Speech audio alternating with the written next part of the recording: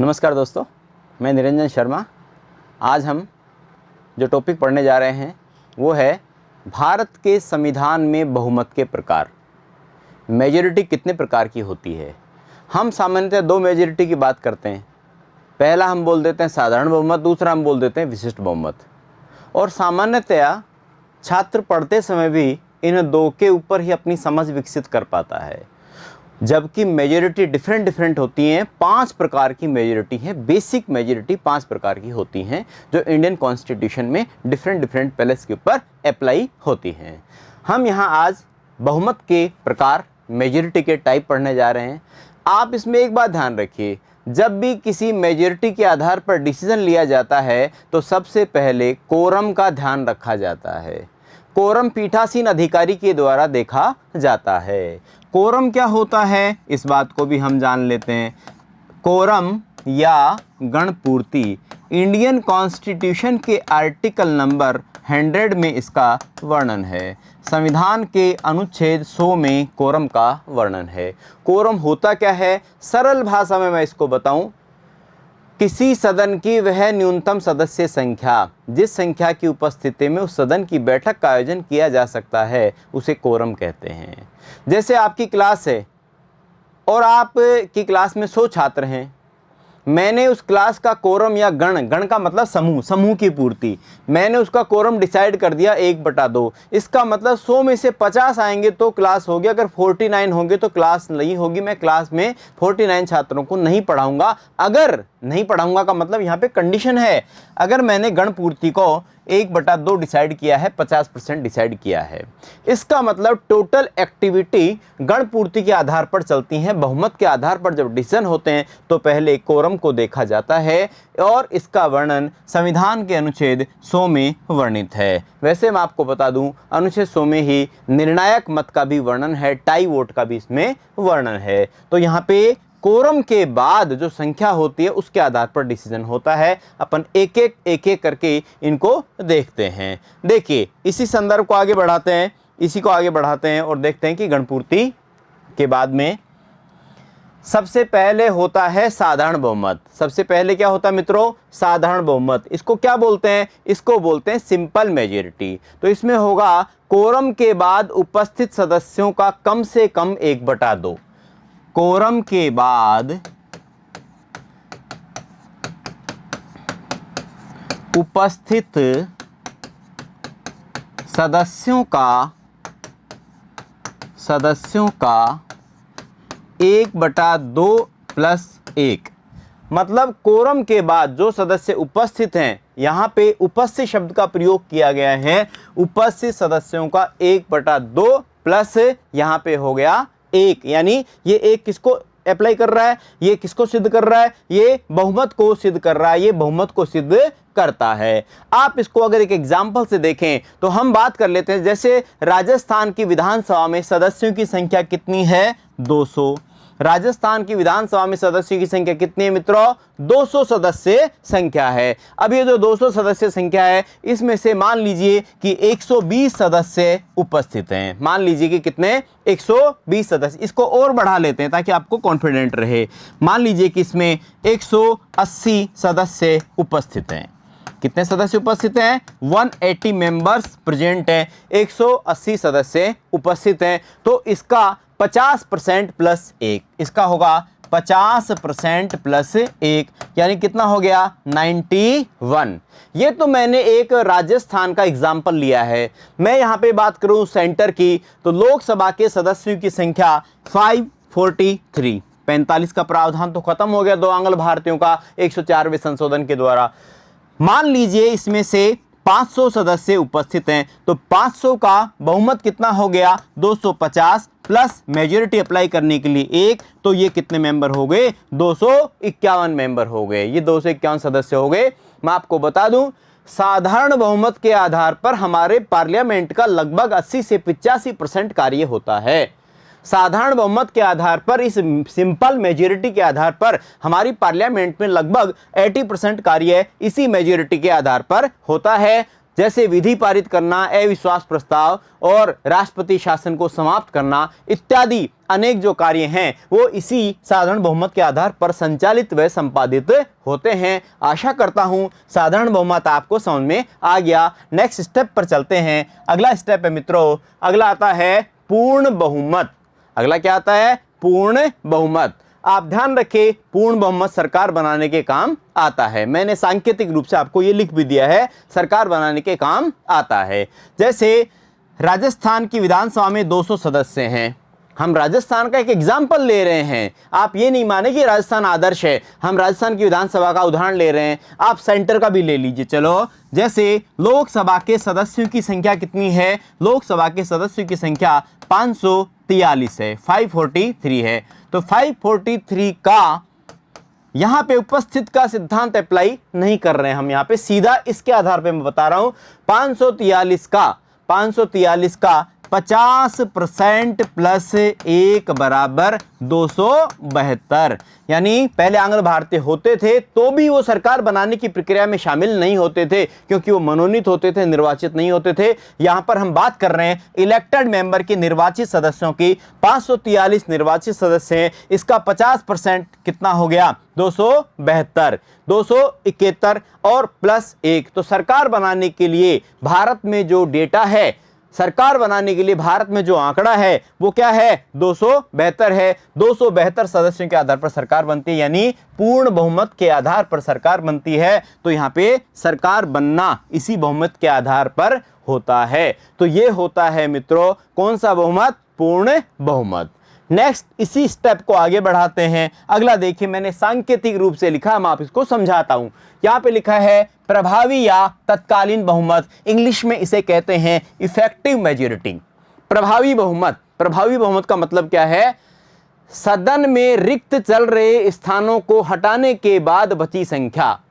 मैंने अनुपस्थित नहीं बोला, मैंने बोला सदन में रिक्त चल रहे स्थानों को हटाने के बाद बची संख्या। अब रिक्त चल रहे स्थान, रिक्त चल रहे स्थान से क्या तात्पर्य है? जो स्थान खाली चल रहे हैं। जैसे मैंने फिर से आपको उदाहरण देता हूं, जैसे राजस्थान की विधानसभा में 200 सदस्य हैं और 2 विधायकों ने त्यागपत्र दे दिया, तो सीट प्रभावी कितनी रह गई? 198 रह गई। ठीक इसी प्रकार से हम बात करें लोकसभा की, लोकसभा में सदस्य 543 हैं और 543 में से मान लीजिए 3 सदस्यों ने त्यागपत्र दे दिया, 3 सदस्यों ने त्यागपत्र दे दिया, या उनमें से किसी की मृत्यु हो गई, या उन्हें अयोग्य घोषित किया गया, या उन्हें अयोग्य घोषित किया गया। इसमें इनमें से कोई भी कारण हो सकता है कि या तो उसने त्यागपत्र दे दिया, या उसकी मृत्यु हो गई, या उसे अयोग्य घोषित कर दिया। इनमें से कोई कारण हो सकता है। तो यहाँ पे 3 सदस्य हटा दीजिए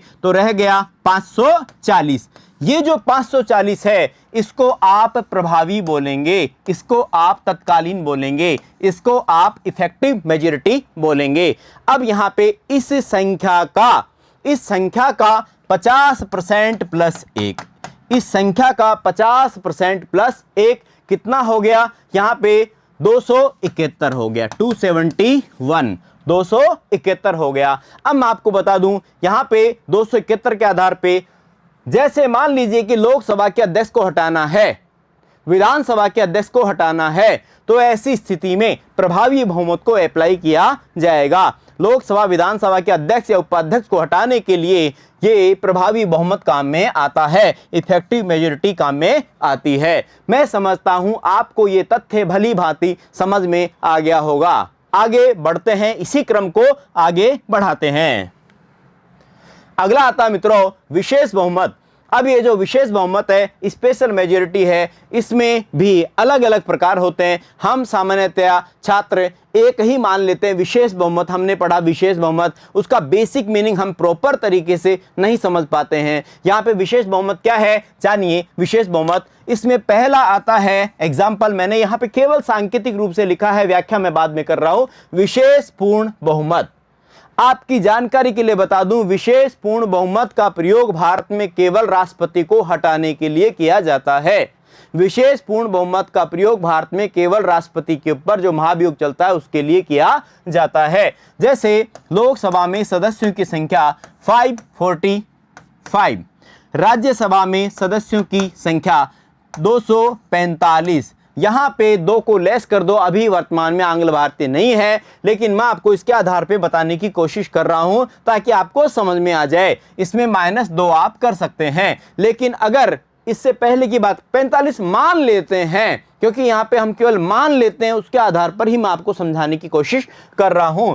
तो इसका पूर्ण 2/3 बहुमत, यानी इसका विशेष पूर्ण बहुमत या विशेष पूर्ण बहुमत इसका कितना हो गया? ये हो गया 364 और ये हो गया 164। यानी भारत में राष्ट्रपति को जब हटाया जाएगा तो यहाँ पे उपस्थित और मतदान में भाग लेने वाले प्रभावी बहुमत, इसको काम में नहीं लिया जाएगा, टोटल सदन की संख्या को काउंट किया जाएगा। टोटल हाउस की संख्या कितनी है, सदस्यों की संख्या टोटल कितनी है संविधान के आधार पर, और उसके आधार पर पूर्ण बहुमत निकाला, विशेष पूर्ण बहुमत निकाला जाएगा। यहां पर अगर कोई व्यक्ति मतदान करने नहीं आया, अगर कोई पद खाली चल रहा है, किसी को अयोग्य घोषित कर दिया गया, ये सब बातें यहां पर लागू नहीं होंगी। तो लोकसभा के 364 और राज्यसभा के 164 सदस्यों के बहुमत के आधार पर 164 सदस्यों के बहुमत के आधार पर राष्ट्रपति को हटाने का प्रावधान है। तो स्पेशल मेजॉरिटी में ये पहला पॉइंट हो गया। अब इसी क्रम को आगे बढ़ाते हैं। इसमें जो दूसरा पॉइंट आता है वो आता है उपस्थित व मतदान में भाग लेने वाले सदस्यों का 2/3। देखो ये बी पॉइंट आ गया। विशेष बहुमत में अगला है उपस्थित व मतदान में भाग लेने वालों का 2/3 बहुमत। उपस्थित व मतदान में भाग लेने वालों का 2/3 बहुमत।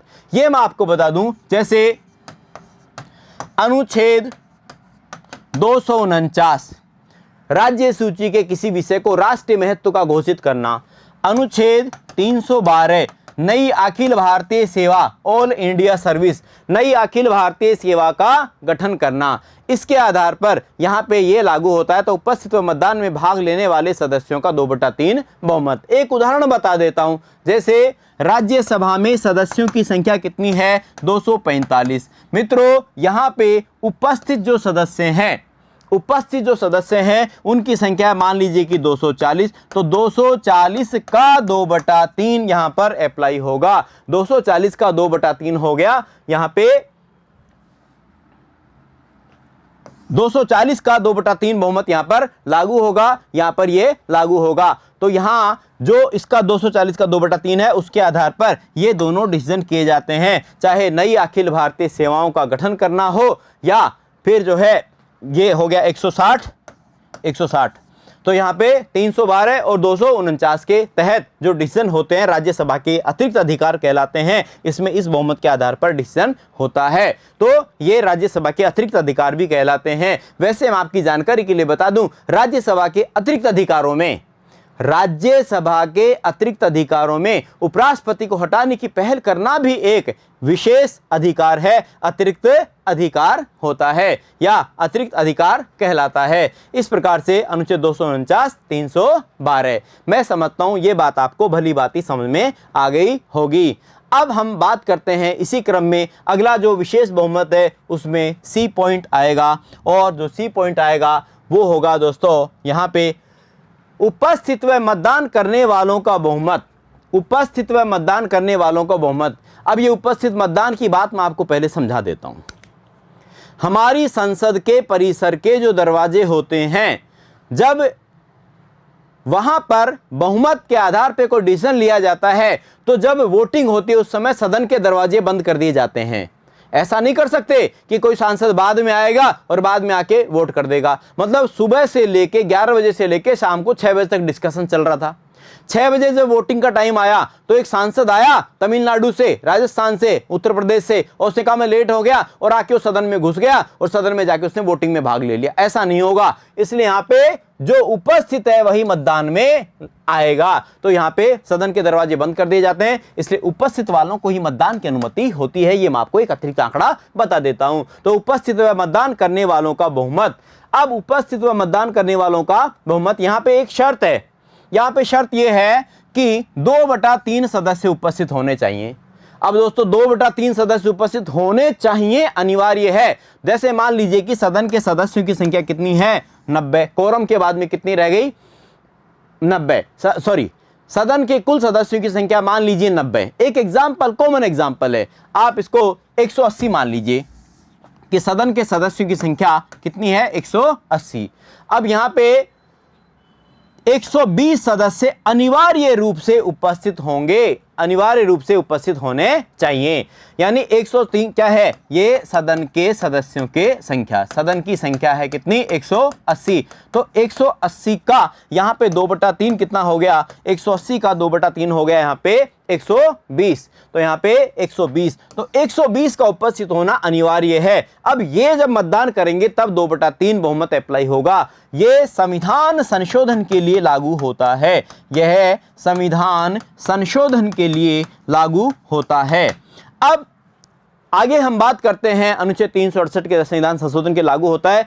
एक बहुमत और होता है, वो होता है 3/4 बहुमत। यह है राजस्थान में, पंचायती राज राजस्थान में जो है राइट टू रिकॉल के अंतर्गत अप्लाई होता है, यद्यपि मूल संविधान में वर्णित नहीं था। इसके अलावा 3/4 बहुमत का जो प्रावधान है वो जीएसटी परिषद में भी है। जीएसटी परिषद के द्वारा जो डिसीजन लिए जाते हैं, जीएसटी परिषद के द्वारा जो भी निर्णय किए जाते हैं, वो सभी निर्णय 3/4 बहुमत के आधार पर किए जाते हैं। भले उसमें सेंटर और स्टेट का अलग अलग भार रखा गया है। यहाँ पे सेंटर के भार की बात करें तो सेंटर का जो भार है, केंद्र का जो भार है वो है 1/3, राज्यों का 2/3। तो राज्यों का तो इसमें हिस्सा रखा गया है 2/3 और केंद्र का इसमें हिस्सा रखा गया है 1/3। तो ये डिसीजन करने के लिए डिसीजन मेकिंग प्रोसेस जो है वो 3/4 के आधार पर भी लागू होता है। ये मैं आपको बता दिया, मैंने आपको राइट टू रिकॉल के अंतर्गत 3/4 का ही प्रावधान है। इस प्रकार से दोस्तों आज हमने इस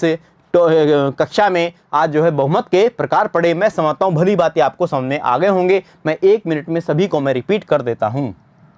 देखिए, सबसे पहली बात, बहुमत के प्रकार, कोरम गणपूर्ति, अनुच्छेद 100 के अंतर्गत कोरम गणपूर्ति समूह की पूर्ति देखी जाएगी। उसके बाद है साधारण बहुमत, सिंपल मेजोरिटी। कोरम के बाद उपस्थित सदस्यों का 1/2 + 1 यानी 200 सदस्य, उसमें से 180 उपस्थित हैं तो इसका 50% + 1। अगली बात, साधारण बहुमत से ही अधिकांश कार्य होते हैं। पूर्ण बहुमत, लोकसभा के सदस्य हैं, इससे सरकार बनती है। पूर्ण बहुमत की आवश्यकता होती है 543 का 50% + 1 272। आगे बढ़ते हैं, इफेक्टिव मेजोरिटी। सदन में रिक्त चल रहे स्थानों को हटाने के बाद, चाहे वो त्यागपत्र के कारण रिक्त हो, मृत्यु के कारण रिक्त हो या अयोग्यता के कारण रिक्त हो, तो रिक्त चल रहे हैं 3 के बाद में 50% + 1।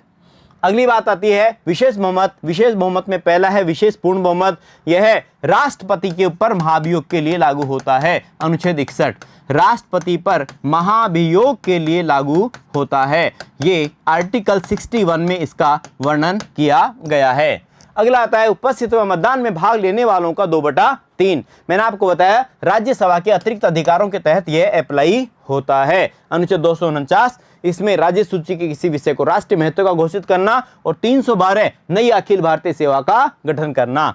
नेक्स्ट, इसी क्रम को आगे बढ़ाते हैं, उपस्थित व मतदान करने वालों का। अब यहाँ पे उपस्थित मतदान क्यों, ये मैंने आपको बताया, सदन के दरवाजे बंद हो जाते हैं और इसमें शर्त यह है कि टोटल सदन की संख्या का 2/3 होना चाहिए। पहली शर्त यह है कोरम के बाद में, और उसका फिर कितना लागू होगा, 2/3, यानी 3 मेंबर हैं तो 2 तो रहने ही चाहिए, ये मतलब इस बात का। तो यहाँ पे मान लीजिए 180 हैं, 180 में से 120 तो रहने चाहिए, फिर 120 का ये जो है ये अप्लाई होगा। इस प्रकार से ये व्यवस्था संचालित होती है। थैंक यू दोस्तों।